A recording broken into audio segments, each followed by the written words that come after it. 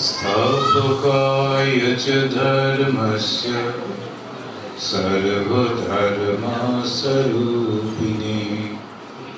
अवतार वरिष्ठाय रामकृष्णाय ते नमः। আপনারা আমার সঙ্গে বলুন একসঙ্গে ঠাকুর মা স্বামীজি। स्थापकाय च धर्मस्य सर्वधर्मस्वरूपिणे अवतार वरिष्ठाय रामकृष्णाय ते नमः। जननीं शारदां देवीं रामकृष्णं जगद्गुरु पादपद्मे तयो श्रित्वा प्रणमामि मुहुर्मुहुः। नमः श्रीयतिराजाय विवेकानन्दसूरये सच्चित्सुख स्वरूपाय स्वामिने तापहारिणे। हरि ओम तत्सत्। আমি প্রায় হাততালি দিচ্ছিলাম, তারপরে মনে পড়লো ওটা তো আমার সম্পর্কে বলছি, আমার হাততালি দেওয়াটা উচিত না। খুব ভালো ভালো কথা হাততালি দিতে ইচ্ছা করছিল, কয়েকবার দিয়েওছি, দিয়ে দেখলাম কেউ লক্ষ্য করেছে কিনা। কিন্তু আসলে যেটা যে করাচ্ছেন না, তিনি একটা অসাধারণ, তিনি হচ্ছেন ভগবান শ্রীরামকৃষ্ণ। আপনার একটা ঘটনা শুনলে অবাক হবেন, আমি নিজেই খুব অবাক পেয়েছি। একজন ভদ্রলোক আমাকে চেনে না, আগে কখনো দেখেননি। তিনি একবার রাত্রির বেলায় কোনো একটা বিশেষ কাজে গৌহাটি থেকে আসছিলেন জোরহাট। তো আসার পথে ওই যে জঙ্গলটা পড়ে, ওখানে একটু ভয় ভয় করছিল যে কি হবে কি হবে, কিন্তু যে ভয় করছিল সেটাই একদল লোক বন্দুক টন্দুক নিয়ে রাস্তা আটকালো। ও গাড়িতে একা, ওই গাড়ি ড্রাইভ করছিল, কোনো একটা বিশেষ প্রয়োজনে ওই রাত্রে বেরিয়েছে। ও ঠাকুরের ভক্ত, তখন খুব করে ঠাকুরকে ডাকছে, দূর থেকে দেখতে পাচ্ছি ওরা আটকাবে, আর উপায় নেই, তখন খুব করে ঠাকুরকে ডাকছে, ঠাকুর বাঁচাও বাঁচাও, আমি যে এসেছি যেতে হবে, আত্মীয় অসুস্থ, ওকে করতে করতে যখন এসে গেল, লোকগুলো এসে প্রায় গাড়িতে ঘিরে ফেলেছে, গুন্ডাগুলো। হঠাৎ তো দেখলো আমাকে দেখলো, আমাকেও কিন্তু আগে দেখেনি, কিন্তু দেখলো যে আমার মানে সন্ন্যাসী একজন এলেন এই জঙ্গল থেকে এসে গাড়ির বনেটের উপর হাত দিয়ে দাঁড়ালেন, তারপর আঙুল দিয়ে এমনি করলেন, আর গুন্ডাগুলো ভয়ে সব পালিয়ে গেল। তখন উনি এত ভয় পেয়েছেন, আমি কি করে পাশ থেকে এলাম, এবং আমাকে ছেড়ে দিয়ে উনি চলে যাচ্ছেন, গাড়িতে উঠিয়ে নেওয়া দরকার কিনা, বা আমার গাড়িটা কই, এসব কোনো কিছু উনি খেয়াল না করে পালাবেন। পরে আমার মনে হলো, আরে ওনাকে তো ছেড়ে দিয়ে এলাম, উনি তো একা ছিলেন, ইত্যাদি ইত্যাদি। তারপরে অনেক দিন ধরে ভাবছি যে ইনি কে। বেশ বোধ হয় কয়েক 1-2-1.5 বছর পরে একবার বোকাঘাটে আমি যখন একটা কোনো ফাংশনে গেছি, ওরা হঠাৎ করে উনি ওখান থেকে পাস করছিলেন, আমাকে দেখে তখন ওখানে একজন লোককে বলেছেন, আচ্ছা ইনি কে, ইত্যাদি ইত্যাদি। তখন বললেন, আরে আমার না এরকম দেখেছিলাম। ওরা বললেন, মহারাজ উনি আপনাকে এরকম দেখেছেন। আমি নিজে গুন্ডাদের ভয়ে রাত্রে ওখান দিয়ে যাই না, আমি ওকে বাঁচাবো, এই কখনো হয়? আমি সন্দেহ হলেই কোনো না কোনো আশ্রমে ঢুকে পড়ি, যে কোনো কখনো ইয়ে নিই না, রিস্ক নিই না। আচ্ছা এখন বলুন, এটা আমার কোনো কৃতিত্ব? ঠাকুরের খেলা করার ভীষণ ইচ্ছা, আর ওই বোকা শোকাদের নিয়ে ওনার খেলতে খুব ইচ্ছা। আর উনি কি করেন, এই মানুষগুলোকে নিয়ে খুব আনন্দে। এখন আমাকে দেখাবার কি দরকার ছিল? অন্য একজন সন্ন্যাসীকে দিতে পারতেন, গাড়ি টাড়ি নিয়ে ইত্যাদি, আমাকে একটা করে। এখন ওই ভদ্রলোকের খুব বিশ্বাস হলো আমি একটা খুব শক্তিশালী মশাই, আমি নিজে রোজ ভয়ে কাঁপি, সকালবেলা হওয়া পর্যন্ত আমার উপরে বিশ্বাস করার নির্ভর করার কোনো প্রয়োজন নেই। তবে যিনি করেছেন ওকে নির্ভর করতে পারে, উনি হলেন ভগবান শ্রীরামকৃষ্ণ। সত্যি কথা বলতে কি, আমার জীবনে কয়েকটা ঘটনা আমি খুব অবাক হয়ে যাই কেন ঠাকুর এরকম করেন। যে একজন ভদ্রলোক নামসাইতে আমাকে এসে বলল যে আপনাকে আমার বাড়িটা একটু উদ্ঘাটন করে দিতে। আমি কোথায় আমার বাড়ি? রামকৃষ্ণপুর। রামকৃষ্ণপুর কোথায়? বললো সেই ইয়েতে হাইলাকান্দি ওপারে। একেবারে কোথায় হাইলাকান্দি, কোথায় হাইলাকান্দি সেটাই জানি না। তারপরে আবার রামকৃষ্ণপুর, তারপর বলছে একদম ওর পরেই নাকি একটা বর্ডার, বাইরে সে বাংলাটা হবে রামকৃষ্ণনগর, পূর্ণা নগর। আমি বললাম এটা সম্ভব নয়, এটা আপনার পক্ষে। আমি একটা কাজ করছি, এখানে একটা ঠাকুরের ছবি আপনার হাতে দিয়ে দিই, আপনি নিয়ে গিয়ে ওখানে বসিয়ে এটা করে টরে নিন। কি অদ্ভুত ব্যাপারটা! বললো না, আমাকে তো স্বপ্নে ঠাকুর বলেছেন আপনি ওটা অনুভব করবেন, আপনাকে যেতেই হবে। আমি যে আমার পক্ষে সম্ভবই নয়, তো শেষ হয়ে গেল। ঠিক সেই বছর আমাদের যে কনফারেন্স গুলো হয় সেটা রামকৃষ্ণনগরে হলো।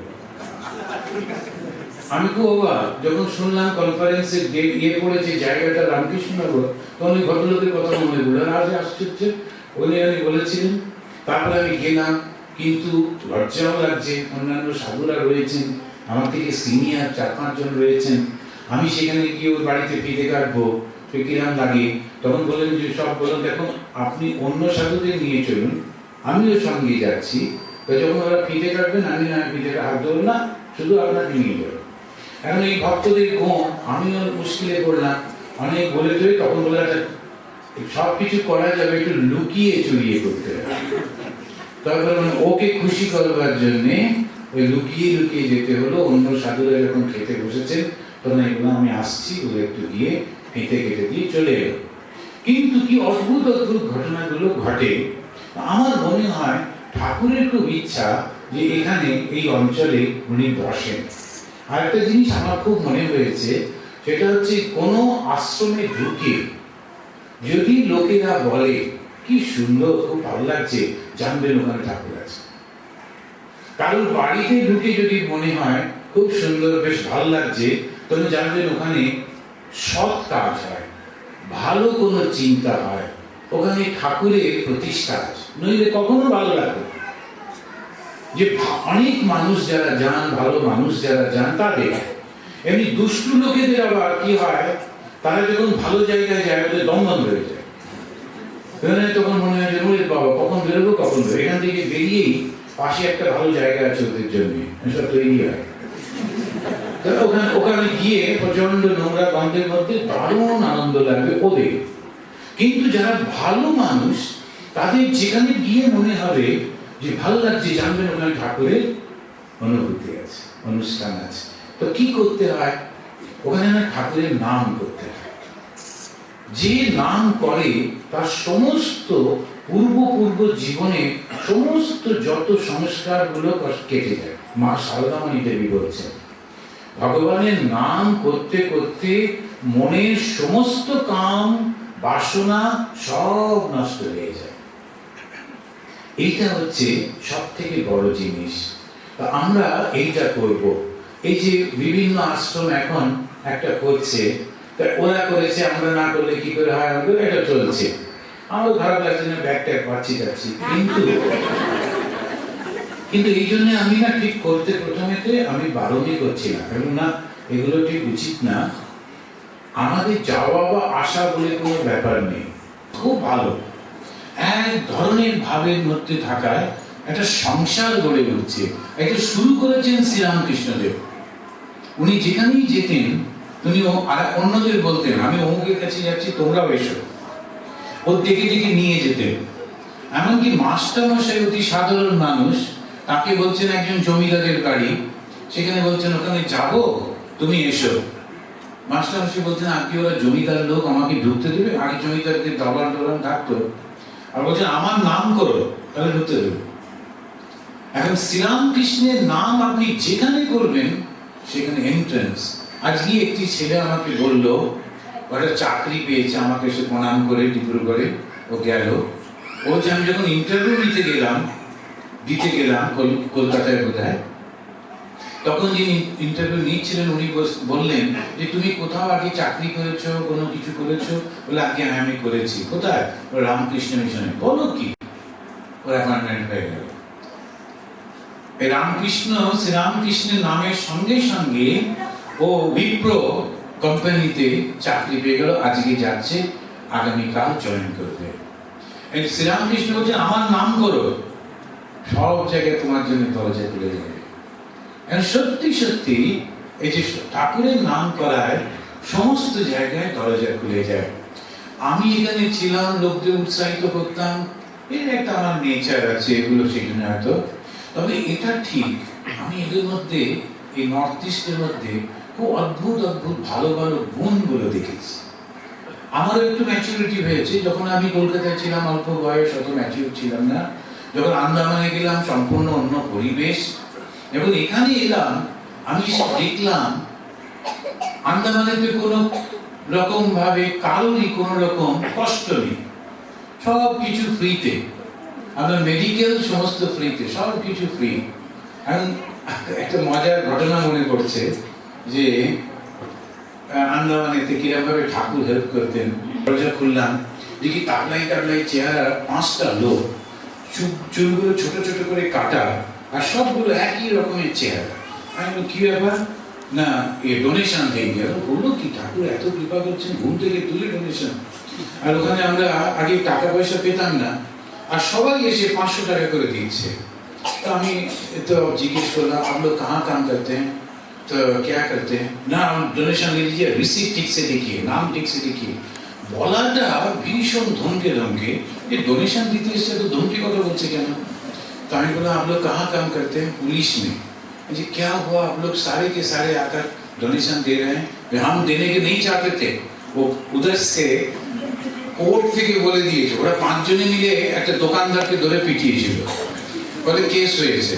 এবারে কোর্ট যখন গেছে, ক্যালকাটা হাইকোর্টের থেকে যেত, তো হাইকোর্ট জাজ তিনি বলেছেন যে তোমরা যে অন্যায় করেছো, লোকটাকে মারধর করেছো, নেশা করে পুলিশ কিন্তু মেরেছে। তো এখন সেই কারণেতে তোমাদের শাস্তি হচ্ছে 500 টাকা করে রামকৃষ্ণ মিশনকে জমা দিয়ে ওই রিসিপ্ট দেখালে তাহলে ছাড়া পাবে, নইলে জেল। ঠিক আছে, ওগুলো তো বদমাইশ, ওটা ঠিক আছে। আর একবার দেখছি ওইখানেতে আমাদের অন্যান্য অফিসাররা বসেছিলেন, হঠাৎ করে অনেক লোক লাইন দিয়ে পরপর ডোনেশন দিয়েছেন। কি ব্যাপার, এত লোক লাইন দিয়ে ডোনেশন? তো 3টি মেয়ে এলো, সবাই কিন্তু এসে 1000 টাকা করে ডোনেশন। তারপরে 3টে মেয়ে এলো, এরকম 5টা 7টা হওয়ার পর 3টে মেয়ে এসে বলছে स्वामी जी हम लोग 3 बहनें हैं, एक ही जगह पर जा रहा हूँ कॉलेज में पढ़ने के लिए, तो 2000 देने से 3000 लिख देंगे। অনেক সময় জাহাজ বন্ধ হয়ে যায়, তখন কি করে গভর্নমেন্ট থেকে জাহাজের টিকিটে প্লেনে যায়। তা জাহাজের টিকিট তখন ছিল মাত্র 290 টাকা। এই দেখে সবাই 290 টাকার টিকিট কাটতো, আর 5000 টাকার ফ্লাইটে চলে আসতো। তো যিনি ডিরেক্টর শিপিং এ, তিনি লিখে দিতেন। তো উনি বলেছেন তোমরা তো 250 টাকা না 290 টাকা দিয়ে প্লেনে করে যাবে, 1290 টাকা দিতে হবে। 1000 টাকা রামকৃষ্ণ মিশনে দাও, 290 টাকা আমি নেবো, আর প্লেনে করে তুমি যাও। তা যে যে দেবে 1000 টাকা রামকৃষ্ণ মিশনের রিসিপ্ট, তাকে আমি এই টিকিটটা দেবো, ও রাতে থাকে। তখন আমি দেখলাম তো মেয়ে 3টে বোন। তো আমি ওকে ফোন করলাম, করে বললাম যে না, এরকম ভাবে আমরা ডোনেশন নিই না, ওটা ভুল হয়ে যাচ্ছে। যে মন থেকে দেবে, আনন্দ করে দেবে, তাকেই নিই। বিভিন্ন ঘটনা ঘটতে থাকে, এক্সপিরিয়েন্স হতে থাকে, করতে করতে আমরা আসি। এখানে এসে দেখলাম যে মানুষগুলো একটা সাপারেশনের মধ্যে রয়েছে সবাই, কিন্তু খুব প্রচন্ড প্রাণ শক্তি আছে। এই প্রাণ শক্তিটা যদি প্রকাশিত হয়, তখন অদ্ভুত অদ্ভুত কাজ ওরা করতে পারে।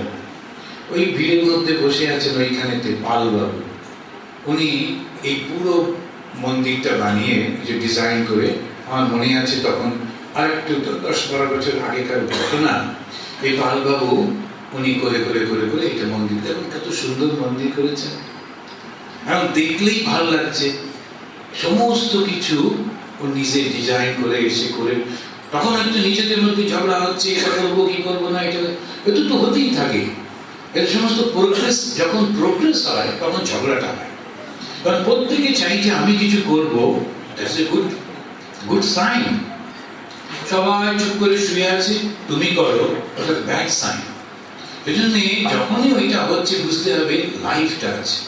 এই যে একটু আগে ধনেশবাবু এসে ফোনে এখানে বললেন, আমরা শুনলে অবাক লাগবে, এখানকার তিনশিকের লোকেরা অনেক জানে এবং অনেকে জানে, ওই কাঁধে ব্যাগ নিয়ে ঘুরে ঘুরে মন্দিরের জন্য উনি ডোনেশন তুলতেন, একেবারে নেশার মতো যেতেন, ঘুরে ঘুরে ঘুরে ঘুরে তুলেছেন। আর অনেকে আছে, কিন্তু যে কন্ট্রিবিউশন খুব।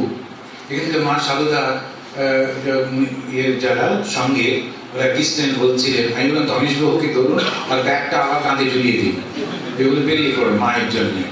এখন এই যে অদ্ভুত কতগুলো একটা মানুষের মধ্যে দিয়ে ছোট শক্তির প্রকাশ, এটা ভগবানের কৃপা। ওই লোকটিকে দিয়ে উনি ওটা করাবেন, অন্য কাউকে দিয়ে করাবেন না। ভগবান শ্রীরামকৃষ্ণদেব যে কথাগুলো বলতেন, সেটা তারই একজন শিষ্য, পরবর্তীকালে তিনি সন্ন্যাসী হয়েছিলেন, মহাপুরুষ মহারাজ স্বামী শিবানন্দজি। দেখুন, আবার মাস্টার মশাই উনি চুপি চুপি সব লিখতেন।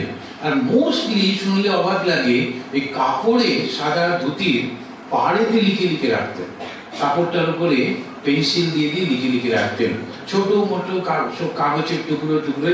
আর লজ্জা ছিল না, খুব লুকিয়ে লুকিয়ে রাখতেন। কিন্তু ঠাকুর ওকেই ধরতেন, আচ্ছা কালকে ওখানে যে আলোচনা হলো কি কি বললো, তো মাস্টার মশাই বললেন আপনি বললেন ব্রহ্ম, না ওটা তো আমি বলিনি, আমি এইটা বলেছি। মাস্টার মশাই কি কারেকশন করে দিচ্ছেন, কেন? উনি জানেন ওই মাস্টার মশাই ঠাকুর ঠিক করে রাখেন কাকে দিয়ে কি করাবেন। সমস্ত শিষ্যের মধ্যে নরেনকে ধরলেন, তুই এটা করবি। নরেন বলল না আমি করবো না। তুই করবি না তো ঘাড়ই করবে, তো ঘাড় করবে, তো করতেই হবে। এখন সেই জন্যে আমি করছি, আপনি করছেন, ও করছে, এগুলো কিন্তু শুধু চোখে আমরা দেখি, তাই করেন কিন্তু উনি। সেই জন্যে ঈশাত্মানন্দ কোন রকম, আপনারা একটু ভালোবাসেন, এটা ঠিকই আছে, ভালোবাসা পাই, কিন্তু জানবেন আমার কোনো শক্তি নেই, কখনো কোনো কিচ্ছু করতে পারিনি আমি। যদি কিছু করেছি ঠাকুরের জন্য হয়েছে। এটা সোজা কথা, একটা লোকের সামনে দাঁড়াচ্ছি, কাজটা হয়ে যাচ্ছে, লোকের কিছু বলছি, তারা মেনে নিচ্ছে, এ কখনো হয়? হয় না, ঠাকুরের কৃপা ছাড়া কখনো হয় না। নরেন্দ্রনাথ স্বামী বিবেকানন্দ গেলেন, ৭,০০০ লোকের সামনে বক্তৃতা দিচ্ছেন, সিস্টার্স এন্ড ব্রাদার্স বললেন, ওরা পাগল হয়ে গেল। কি এমন কথা, ইংরেজি কথা, সিস্টার্স এন্ড ব্রাদার্স, কেন? ঠাকুরের ইচ্ছা।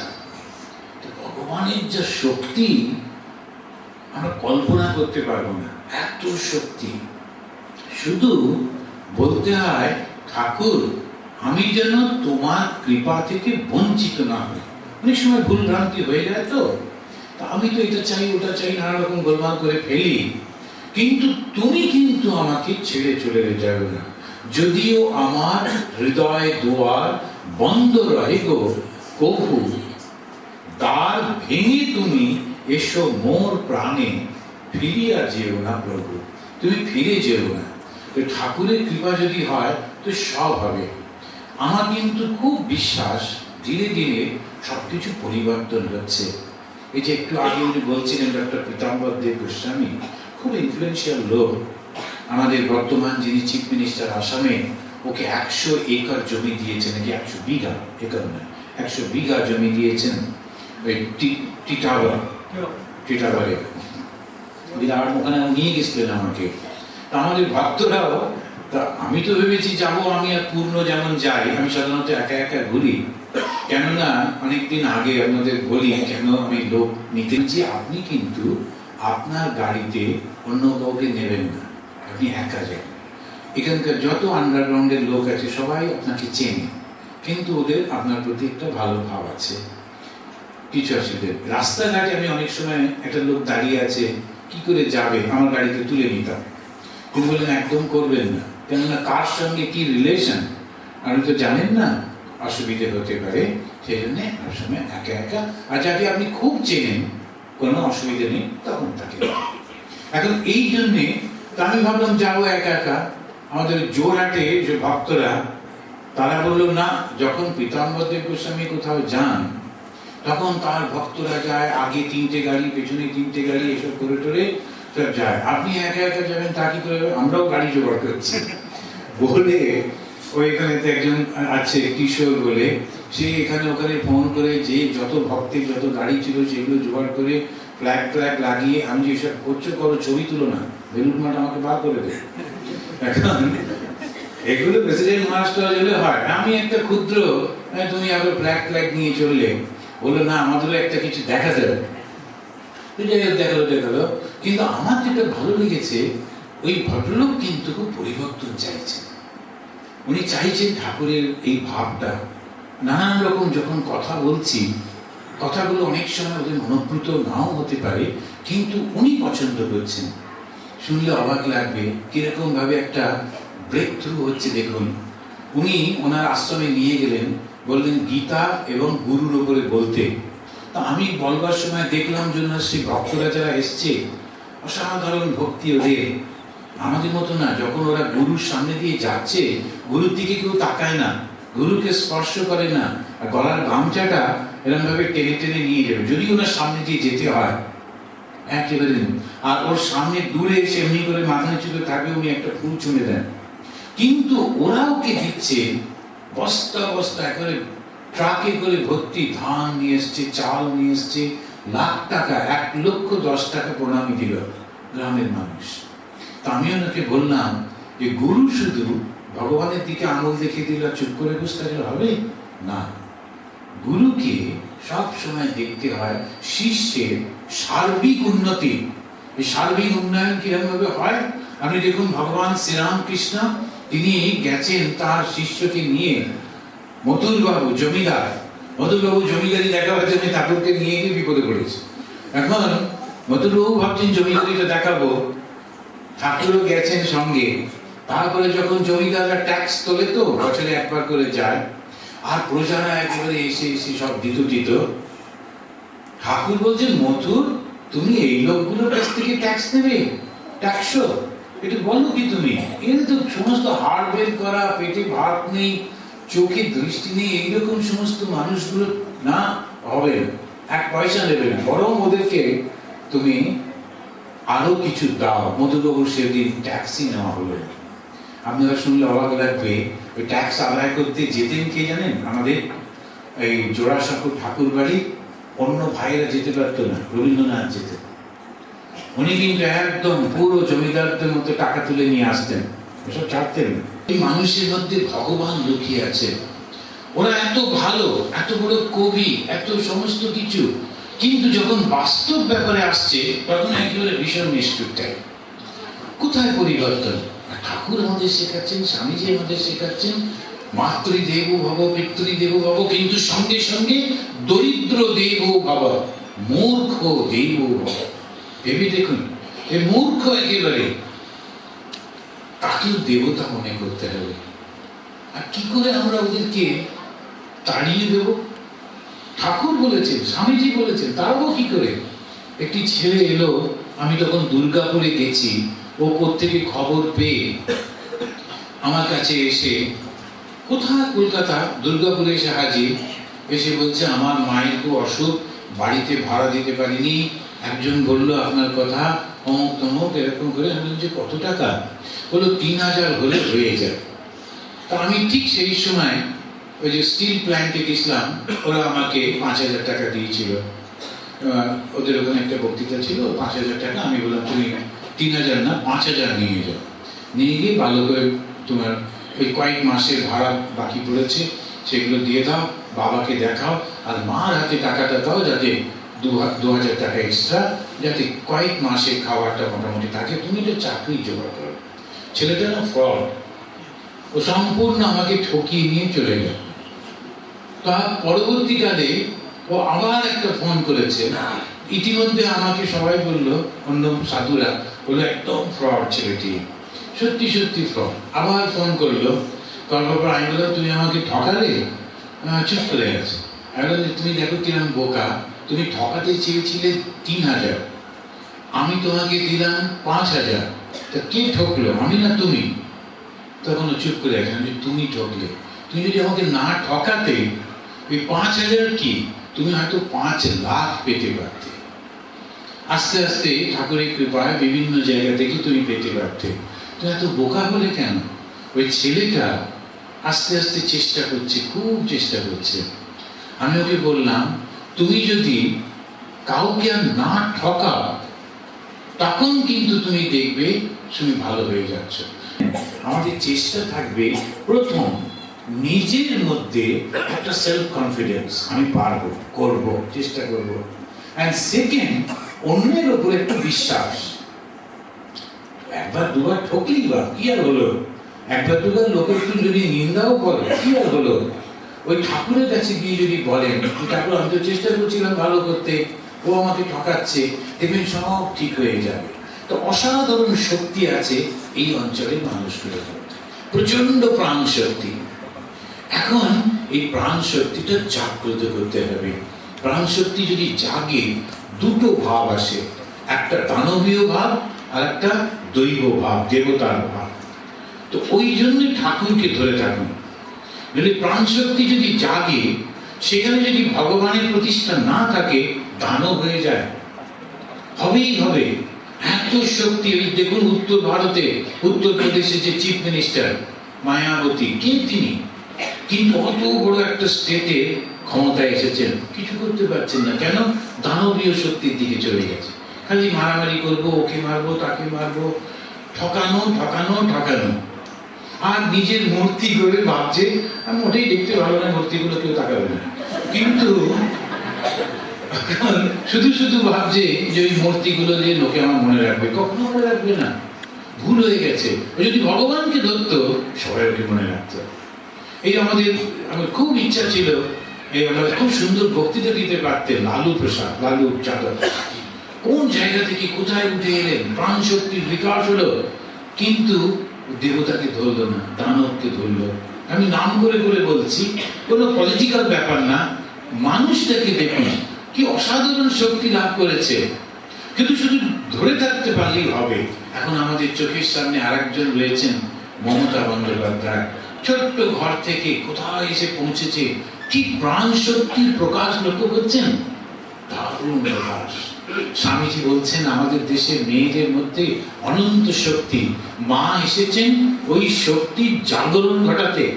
আবার নতুন করে দেখবেন গার্গী, মৈত্রী, এরা সব আসবে। সত্যি সত্যি দেখুন কিরকম, কি প্রচন্ড শক্তির প্রকাশ আসছে।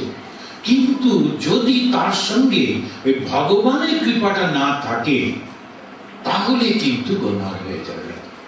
তখন কিন্তু তার তো পতন হবেই, তার সঙ্গে সঙ্গে অন্যরাও হতাশ হয়ে পড়বে। আমার খুব ইচ্ছা, আর ইচ্ছা করলে হবে না, 2:30 বাজে, খিদে পেয়ে গেছে।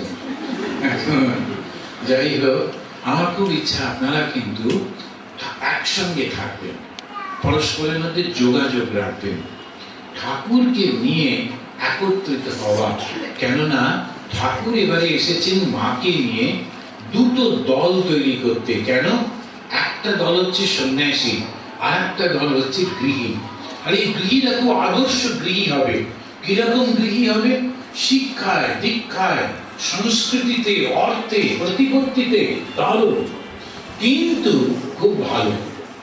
অন্যের সেবা করবার জন্য, অন্যকে সাহায্য করবার জন্য সর্বদা ব্যস্ত, এইরকম গৃহী। ঠাকুর দেখতেন কার কার কাছে যেতেন? মস্তি জমিদারদের কাছে। ওনার সমস্ত শিষ্য যারা, তখনকার দিনে তিনি ব্যারিস্টার ছিলেন, ভেবে দেখুন। তখনকার দিনে তিনি ডেপুটি ম্যাজিস্ট্রেট, বিরাট বিরাট লোক, সমস্ত ছোটখাটো মানুষ না, বিরাট লোক, কিন্তু অত্যন্ত ভালো, অতি ভালো মানুষ। মাস্টারমশাই অতি ভালো মানুষ। এই যে দানের কথা বলছিলেন, মাস্টারমশাই গিয়ে লুকিয়ে লুকিয়ে, তখন স্বামী বিবেকানন্দরা যেখানে থাকতেন সেখানেতে খাওয়া থাকতো না। মাস্টারমশাই গিয়ে ওদের যে কৌটোতে ধান, ওই চাল থাকতো, ডাল থাকতো বা তেল থাকতো, উনি ওখানে গিয়ে ঠাকুরকে প্রণাম করে ঘরটায় ঢুকতেন, ঢুকে দেখে নিতেন কোনটা কমে গেছে, ওটা ভরে দিতেন, দিয়ে চলে যেতেন। কেউ জানতেও পারতো না যে কে ওটা ভরে দিচ্ছে। এই মাস্টারমশাই, ওই হচ্ছে দান।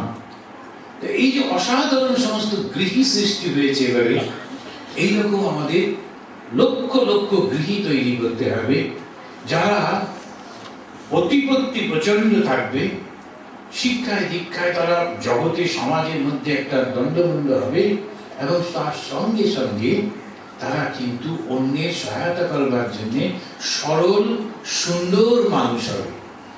এইরকম গৃহী চাই আমরা। তো আমাদের, আমি সবসময় বলি, রামকৃষ্ণ মিশনের ভক্ত ভিখারি হবে কেন? এরকম সমস্ত লোকের মধ্যেই শক্তিটা প্রকাশ করতে হবে। আপনারা আমাকে যে ভালোবাসা দেখালেন, আমি এটা ভুলবো না। তবে আমি নিশ্চিত জানি এই ভালোবাসা আসলে কিন্তু আপনারা ঠাকুর মা স্বামীজির প্রতি, এই ভালোবাসা ভালোর মানুষের প্রতি, এই ভালোবাসা ধর্মের প্রতি। আজকে আমি যদি কোনো একটা অধার্মিক কাজ করি, আপনারা কি আমাকে ভালোবাসবেন? সেই কারণে এটা ঈশাত্মানন্দ নয়, এই ভালোবাসাটা কিন্তু এই গেরুয়াটার জন্য, এই ভালোবাসাটা ত্যাগের জন্য। তা আমার এতটা আমাকে মনে রাখার দরকার নেই, শুধু ওই একটু আগে উনি খুব সুন্দর বললেন দেবাশিস বাবু, যদি কাজগুলো হয় তো সব থেকে আনন্দ হবে। যদি খুব সুন্দর কাজ হয়, যেখানে মানুষ আসছে, ভালো হচ্ছে, পড়াশোনা হচ্ছে, তখন জানবেন খুব খুশি হব। মানুষের একটা লিমিট আছে। তো এটা এখানে এসেছিলাম 12 বছর হয়ে গেল। একজন ভদ্রলোক বলছেন যে কে কবে সহমরণে গেছে। একজন বলছে যে ওনার সহমরণে যেতে একটু দেরি হলো, কেননা বিষয় সম্পত্তি সবাইকে বাঁটবটরা করে, তারপর সেই জন্য স্বামীর শরীরটাকে বরফেতে ডুবিয়ে রাখা হয়েছে। তো তিনি যাবার আগে বাঁটবটরা করে সব যাচ্ছে। এইসব ঘটনা ছিল। আর তারপরে যখন ঠাকুর এলেন, এসে মেয়েদের কোথায় তুলে দিলেন। আজকে ওই যে উনি এসে দাঁড়িয়ে, তিনি একটা বিখ্যাত স্কুলের প্রিন্সিপাল, আমাদের প্রণতিদি, বিখ্যাত স্কুলের বিবেকানন্দ কেন্দ্র বিদ্যালয়ের প্রিন্সিপাল। স্বামীজি দেখলে কি খুশি হতেন ভাবুন তো। স্বামীজি বলছেন, আমাদের একটা মেয়ে যদি একটু ইংরেজি বলতে পারে, ওকে আমি নিয়ে যাবো আমেরিকায়, দাঁড় করিয়ে দেবো ওদের সামনে, বলবো দেখো আমাদের মেয়ে। এত গর্ব স্বামীজির। একজন যদি পড়াশোনা শিখেছে, আজকে স্বামীজি কত আনন্দ হচ্ছে যে আমাদের যে কোনো মেয়ের দিকে তাকাও শিক্ষিত। সেই জন্যে ছেলে মেয়েদের খুব শিক্ষা দিতে হবে। ঠাকুর মা স্বামীজি এসেছেন আমাদের মধ্যে শক্তির উন্মেষ করতে। মা কালীকে পুজো করলেন ঠাকুর শক্তির উন্মেষ করতে। এইটা বিশ্বাস করুন, অনন্ত শক্তি। কিছু পারি না পারি, যেটুকু পারি ভালো করে করব।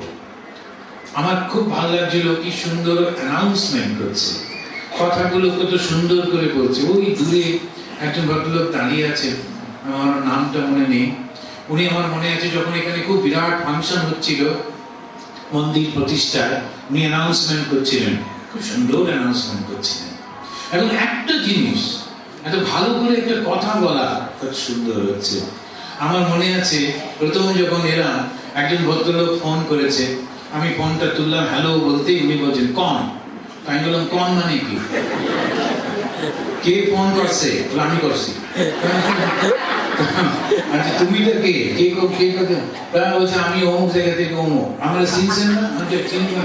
তুমি পান খেতে খেতে কন বললে আমি চিনে যাবো। তারপরে ধমক দিলাম, বললাম যে যখনই ফোন করবেন, ফোন করে বলবেন নমস্কার প্রণাম মহারাজ, আমি অমুক এই জায়গা থেকে বলছি। এখন আপনি যখন ফোন করেছেন মানে আপনার একটা কোনো কিছু বলবার আছে। হ্যাঁ, কি কইবার আছে, আমি একটু মজা করবো। তখন বলছে যে আমাদের এখানে আইতে হইব। ঠিক আইতে হইব বলে তো যাবো, তার ব্যবস্থা করতে হবে। এখন এই মানুষগুলো অত্যন্ত সরল, আস্তে আস্তে আস্তে আস্তে শিখে যাচ্ছে। আর একটা ঘটনা খুব মজা। একজন বললেন আপনাকে নিয়ে গিয়ে আমার বাড়িতে একটা রাত্রি রাখবো। আমি বললাম দেখুন একটু ওই ফ্যামিলি বাথরুম টাথরুমে একটু অসুবিধে, অ্যাটাচ বাথরুম টাথরুম হলে একটু হয়, একটু দূরে বানাম একটা অ্যাটাচ বাথরুম। তা 2 বছর পরে অ্যাটাচ বাথরুম ঘরে নিয়ে গেছে। তা গিয়ে দেখলাম ঘরে চতুর্দিকে জানলা, একটাই দরজা। অ্যাটাচ বাথরুম বললো, সেটা আর একটা দরজা কোথায় গেল? তো যে খানিকক্ষণ ধরে বসে আছি, আর জানলাতে পর্দা নেই, কিছু নেই, পুরো পাড়ার ছেলেগুলো সারা জানলায় ঝুলছে। ওপরে একটা পাখা আর নিচে খাট আর আমি মাঝখানে। তো আমি যেদিকে তাকিয়ে ওই ছেলেগুলো আমার দিকে তাকিয়ে আছে, না পাচ্ছি খেতে, না পাচ্ছি ঘুমোতে। তারপরে আচ্ছা যে একটু বাইরে একটু টয়লেটে যাবো, এখানকার লোকেরা বাইরে বলে তো, তাহলে বাইরে যাবে, এই মহারাজ বাইরে যাবেন বলে হাত পারলো। তখন দেখলাম একটা ছেলে, সে একটা বালতি নিয়ে এলো, একজন একটা মগ, একজন একটা গামছা, আর একজন একটা চাবি। এইবারে প্রায় 200 মিটার হেঁটে গিয়ে, আর তাও এর বাড়ির পাশ দিয়ে ওর দুটো গরু খাচ্ছে তাদের সামনে দিয়ে গিয়ে একটা গেলাম, ওখানে একটা নতুন বাথরুম হয়েছে। তো বললো মহারাজ অ্যাটাচ বাথরুম হয়েছে না? আমি বললাম যে একেবারে অ্যাটাচ, কেননা ওই চাবির একটা রিংয়েতে দুটো একসঙ্গে চাবি আছে, যে ঘরটার চাবি আর বাথরুমের চাবি একসঙ্গে অ্যাটাচ হলো।